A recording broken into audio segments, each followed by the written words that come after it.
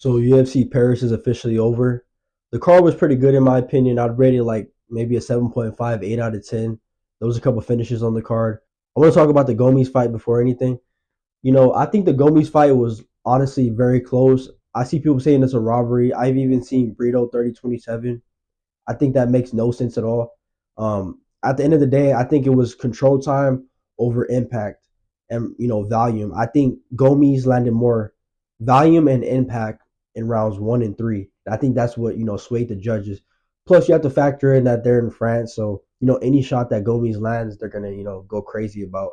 But I don't think the 29-28 for Gomes was outrageous. Honestly, like that fight could go either way, and I think that Brito could be a little more active, but it was a good fight either way. Morgan Charriere, good KO. He got the body lock. He disengaged. Miranda turns his back and gets hit with the flush left hook, puts him out cold. Beautiful finish. I think Morgan Charriere could be, very promotable. He looks like fucking XX, and he's actually not that bad. Like I think his record's a little deceiving. He's not a bad fighter. I thought he beat Chepe Mariscal. I thought he won that fight.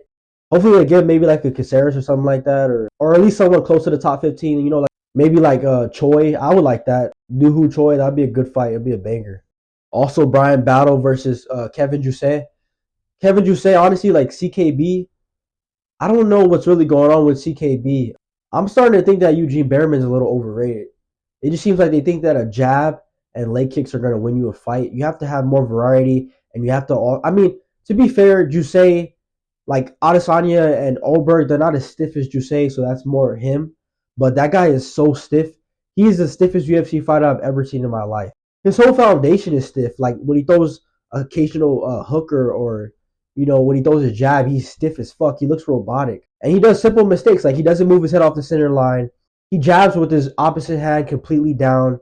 He doesn't throw uppercuts. He doesn't throw a check hook. Like if he would have thrown one check hook when Brian Battle entered the pocket, I think he could have some success. But all he wanted to throw was a jab in the straight without having any type of, defensive mindedness. He did not care about what was coming back to him. And the volume got to him. Battle was able to finish him off. I do like this new Battle. He's playing the Hill character, and what he flicking off the whole French crowd, that was crazy. I think that's gonna be good for his whole notoriety and popularity. He's not a bad fighter. I feel like he's one of those fighters that find a way to win. He's not really necessarily great anywhere, but he's just good everywhere, if that makes sense. But yeah, good performance by Brian Battle. Kevin Jousset, he needs to work on a lot of things, defensively, and I overrated him. But also we have Fares Ziam.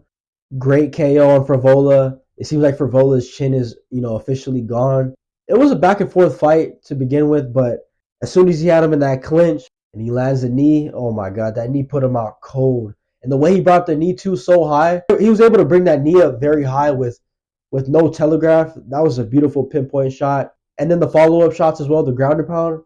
God damn.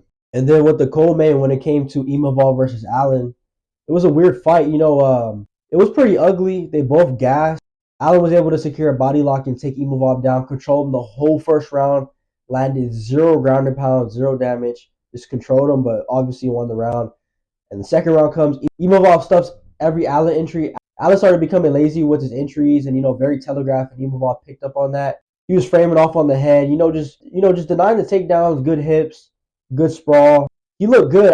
I really wonder if his game plan was to let Allen work and then come back 2 and 3 and basically dominate. Because we've seen Allen gas versus Chris Curtis, he gassed very fast.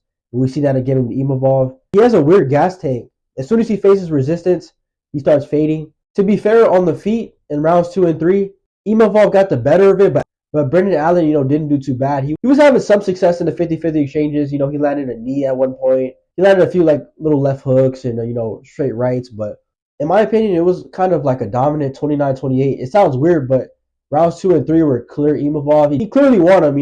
Allen had a few moments in both of those rounds, but Imavov clearly won them. I like Imavov. I think he can give a lot of guys problems. I think the next fight for Imavov has to be Adesanya. That's the perfect fight for both fighters. And Imavov has holes that Adesanya could capitalize on, and also Adesanya has holes that Imavov could capitalize on. So I think it's a great fight. Imavov's coming into his own.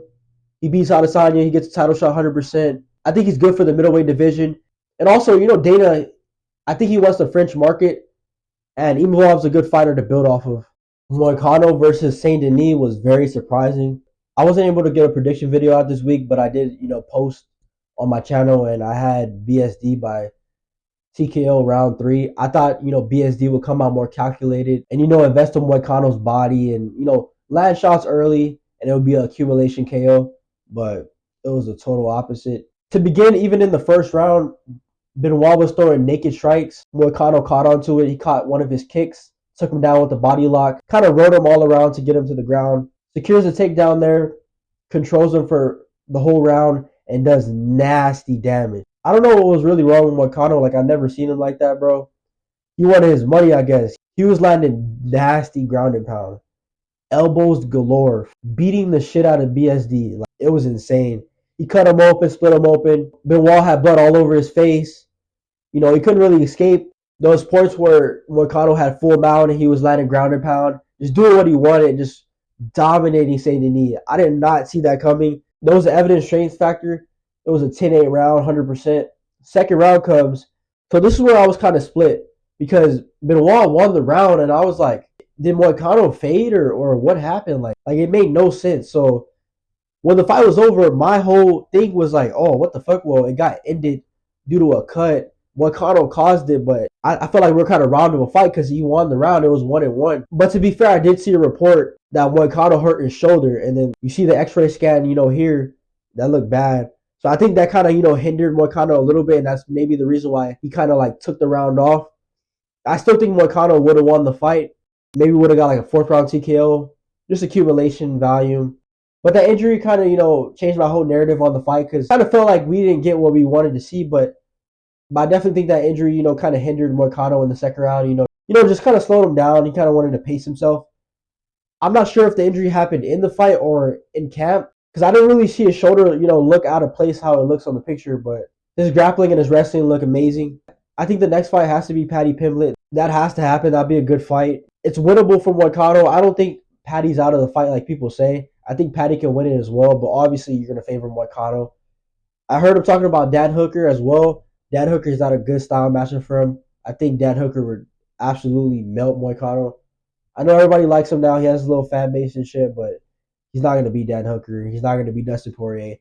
He's not going to beat Arman Tsarukyan. He's not going to beat any of the actual elite 155ers, but, he's a good name, a good fighter at 155.